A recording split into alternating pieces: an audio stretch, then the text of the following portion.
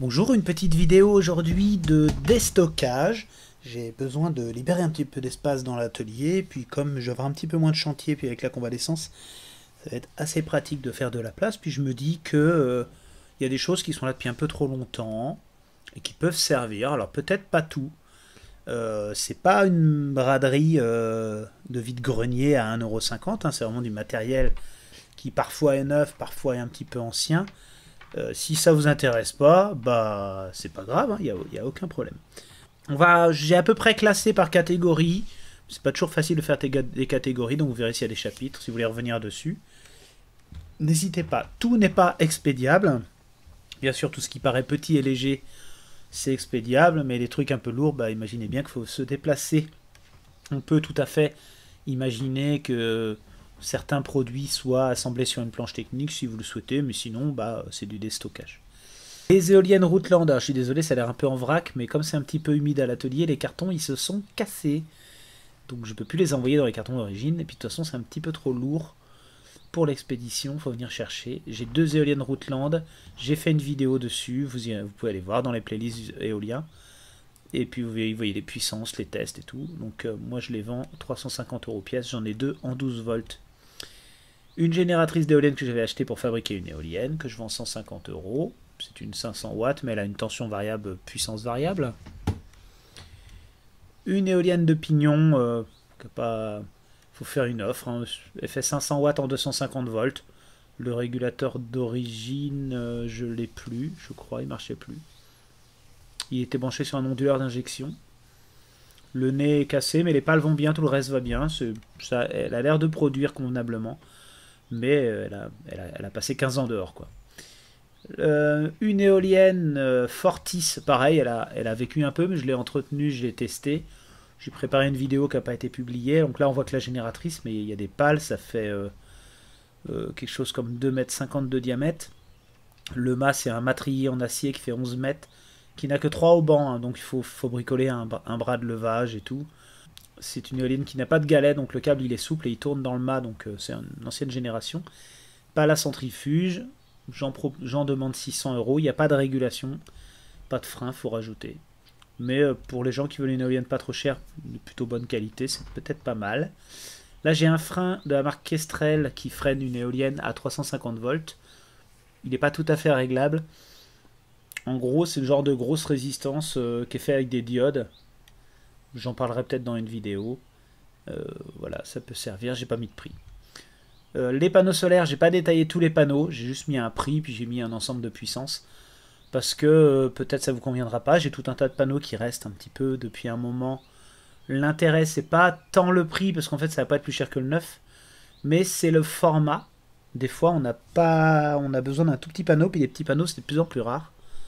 Donc j'ai quelques panneaux d'occasion, quelques panneaux neufs, que j'ai souvent testés dans mes vidéos, notamment la vidéo sur les panneaux qui ont plus de 22 ans, là, un ensemble de panneaux vieux, pour les panneaux d'occasion, puis quelques panneaux neufs. Entre 10 et 20 centimes le watt crête. C'est un tarif honnête, c'est pas proportionnel au neuf, mais bon, au cas par cas. Pour les autres petits panneaux, c'est pareil. Alors là, je suis plutôt à perte, mais bon, pour ce que c'est comme panneau, c'est pour des clôtures électriques, des petits projets, une caravane par-ci par-là.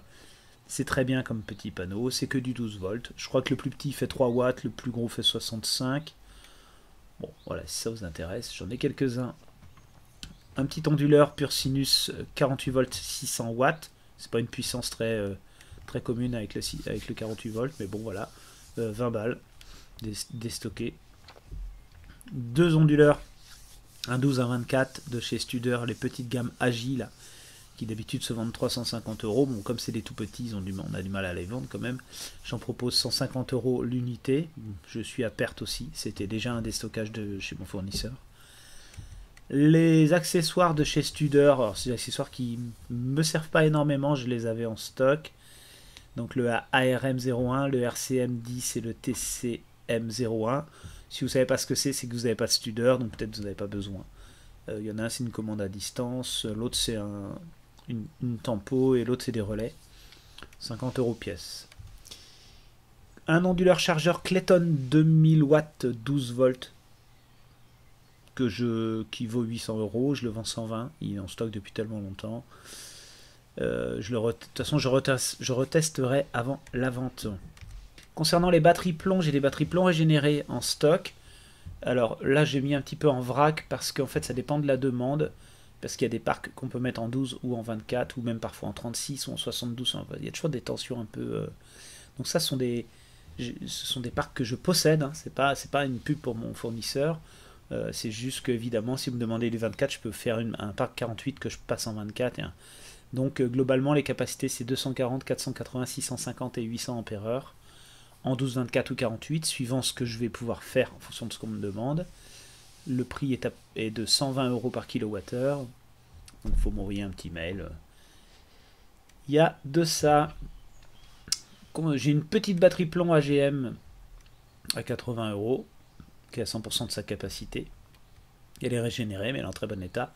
Il m'en reste plus qu'une, j'en avais des dizaines, j'ai tout vendu, il m'en reste une. Pratique pour des petits usages. Dispose de 5 batteries que l'entreprise Watt Forever m'a envoyées. J'avais déjà fait une publication sur ce sujet.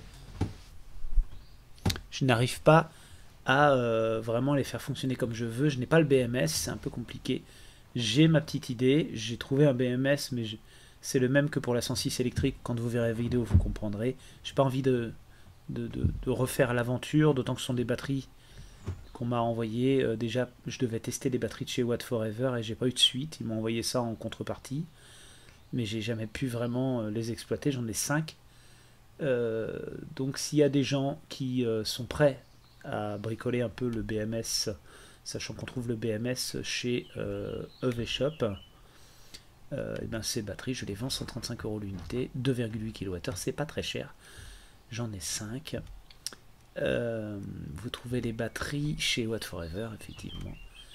Et voilà, j'en ai quelques-unes sur étagère. J'aimerais bien qu'elles servent à quelque chose. Aujourd'hui, je les maintiens chargées, mais je n'ai pas le BMS. Donc là, j'ai les restes des batteries du scooter électrique. Je pensais en faire des petits packs, faire des batteries pour tout un tas d'usages. Elles ont plus que 20 ampères de capacité. Je sais pas trop quoi en faire. Si quelqu'un a une idée, un chargeur 48 volts 2000 watts configuré pour le plomb. C'est un Hawker. Il n'a pas les câbles. Il a été décâblé, mais il n'a jamais servi. 700 euros, toujours garanti, mais sans les câbles. Des fois, il y a un peu des vracs. Hein. Il y a des choses, peut-être, je les ai mis parce que je veux bien les vendre, mais un petit chargeur solaire 48 volts 40 ampères Tarom, il est vendu 250 euros, mais vous savez, c'est les anciennes technologies, donc moi je le vends 60, le même prix qu'un PWM aujourd'hui de cette puissance-là. Un batterie Protect 100 ampères, 25 euros. J'ai un petit MPPT là qui est pour le solaire normalement. Oui, c'est ça. Je crois que doit être en 8 ampères, mais je m'en sers pas. Franchement, ça servait dans un camping-car. Je sais pas comment faire. Je dispose d'un micro-onduleur Steka, j'avais peut-être déjà dû en parler. Je crois qu'il fait 300 watts. C'est rackable. Franchement, ça sert vraiment que pour ceux qui ont les mêmes. Hein. S'il y a quelqu'un qui a ceux-là et qui veut en rajouter un, bah j'en ai un. C'est un petit peu particulier. Les abaisseurs de tension, bon bah là j'en avais acheté pas mal pour faire la vidéo sur les abaisseurs de tension. Et j'en avais quelques-uns en stock pour ma clientèle. Puis ça s'installe plus vraiment, surtout en 12 volts. Vous voyez, 24, 12, 12, 12. 24, 5 volts aussi pour les ports USB. Alors j'ai décidé de les mettre... c'est pas du tout le prix que j'ai acheté. Hein. La plupart, je les ai achetés plus de 200 euros. C'est des hauts de gamme, Samlex et tout. Donc ça, c'est les prix Victron en fait. C'est comme si j'avais vendu du Victron. Donc j'essaye de m'en débarrasser. Isolation galvanique ou pas. Plutôt qu'il traîne. Là, j'ai un contacteur 36 volts. Je crois que c'est un 36 volts. Faire une offre. C'est pour, ça sert pour les véhicules électriques, les voiturettes, les machins comme ça en 36 volts. C'est un peu spécifique, mais c'est un gros contacteur qui coûte un peu cher. Je sais plus combien je l'ai acheté. Un contacteur 12 volts on-off automatique, ça sert dans les bateaux, surtout pour les batteries lithium, pour déconnecter et reconnecter. Je l'ai présenté dans une de mes vidéos sur les relais. Je l'avais acheté 120, mais finalement mon projet tombe à l'eau. Faire une offre. Là, ce sont des résistances triphasées, mais qu'on peut mettre en monophasé. C'est souvent ça sert des résistances de dégivrage d'habitude dans les pompes à chaleur. J'en ai quelques-unes en stock, bien utiles, mais bon, ça peut servir autant à mes clients locaux qu'à des gens qui cherchent précisément ce genre de résistance. Un mât d'éclairage 100 watts crête pour les panneaux et 100 watts pour la LED, actuellement sans batterie. Vous savez, c'est les mâts d'éclairage que je mettais dans les festivals, il y a eu plusieurs photos déjà. C'est vraiment destiné effectivement à du mobile, festival, camping. Voilà, moi il est devant chez moi, il faut que je change les batteries. Bon, pour l'instant j'ai mis un prix sans batterie. À voir. C'est-à-dire qu'il me sert régulièrement parce qu'il est là, mais il aura peut-être une meilleure fonction en festival. Peut-être que faudrait que je le propose à mes anciens festivals. Une pompe neuve immergée EcoWarty, 100 euros. C'était pour un projet avec une cliente, mais ça n'a pas vu le jour. Des treuils, j'en ai plusieurs des treuils, là j'ai mis 10 balles. Je ne sais plus combien de tonnes ils font. Les photos sont pas aussi bien que ce que je pensais. J'ai fait attention, puis finalement j'ai des problèmes de. J'ai plusieurs types de treuils. Si y en a qui s'intéressent, j'ai des treuils. Si vous passez par là m'acheter un truc et que vous avez besoin d'un treuil, vous prenez en même temps. Ça, c'est un appareil assez sympa, un coupleur abaisseur pour les attelages. En gros, quand vous êtes en poids lourd, en véhicule 24 volts, vous avez besoin et que vous avez besoin d'une remorque en 12 volts standard, vous avez besoin de transférer le signal des feux et d'éclairage en 12 volts. Et il vous faut un petit boîtier comme ça qui fait l'abaisseur de tension et qui transfère les clignotants, tout ça. Et ben, ça coûte assez cher. À la base, ça vaut 150 euros, je crois. Alors que c'est pas grand chose dedans. Mais bon, j'en ai deux, je crois. Ils me servent pas. Faut me faire une offre. Faut que ça serve à quelqu'un. Ça serait pas mal. Là, c'est bon. J'ai mis ça. J'ai quelques lampes LED. Alors, je sais pas pourquoi j'ai mis les lampes LED. Franchement, je sais pas si ça va intéresser du monde. J'ai des compteurs. J'en ai plusieurs des compteurs horaires en 12 volts. Ça sert dans les bateaux souvent. C'est assez pratique. Je vais mettre ça sur les groupes électrogènes. Il me reste un Cyrix, s'il part pas, il ira peut-être sur un client. J'ai oublié de mettre à droite, là, il y a un relais de surveillance réseau qui vaut une blinde.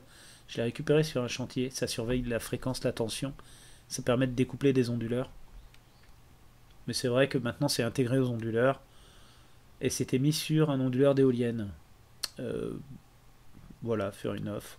Puis en bas j'ai mis des lampes à induction, j'en ai encore quelques-unes en stock. 23 watts de 130 volts. C'est des lampes qui ont le même genre de rendement que le LED, mais c'est de l'induction, donc c'est magnétique. Si c'est pas vendu, ça ira dans mon jardin, je pense, ou je ne sais où. Je dispose d'un stock de maslots comme ça, de cylindres blog, recto verso. Il y en a des rouges, il y en a des noirs, mais c'est les mêmes. Je m'en sers d'habitude pour les groupes électrogènes. Mais bon, peut-être qu'il y a quelqu'un qui a besoin de cette référence-là en particulier. Faire une offre. Je les vends peut-être pas toutes, mais bon. On sait jamais. J'ai une boussole de bateau. Ne me demandez pas pourquoi j'ai une boussole de bateau. Déstockage de fournisseurs. J'ai trouvé ça cool. Et j'avais acheté un bateau. Mais je l'ai vendu.